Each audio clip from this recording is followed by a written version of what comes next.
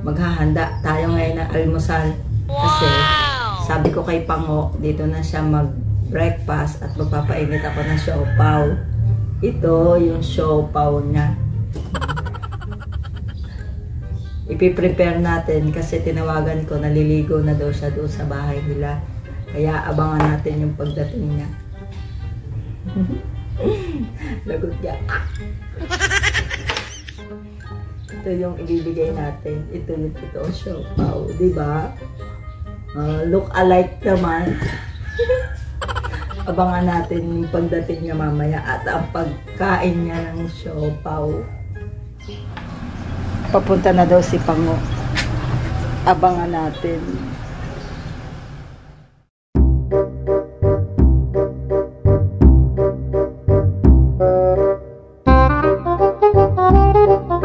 Late ka na.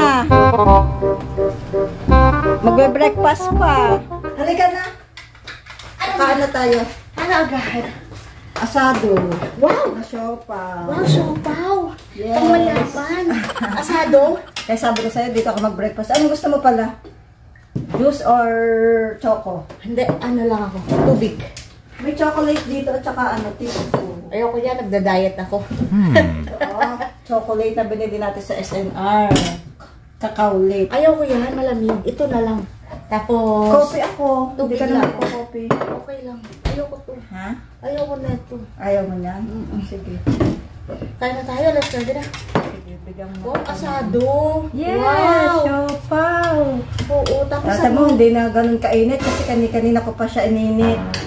may ano ka? May... Hot sauce or anong Hindi, gusto ayoko mo? mag-sauce. Anong gusto mo?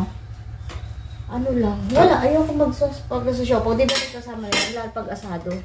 May ano na daw sa loob yan. Pero kung gusto mo mag-add. Sa akin naman kape. Akong tubig.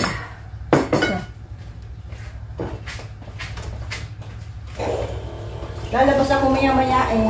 Ano pala naman ito? Baboy o ano? Asado yan. Baboy asado. Maka ano to? Daga? Halak ka. Naligo na rin ako. Pupunta ako ng bangka.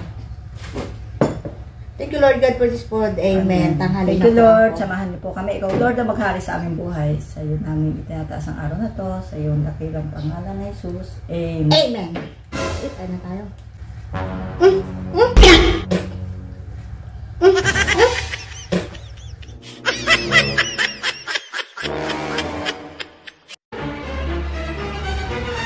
Ano to?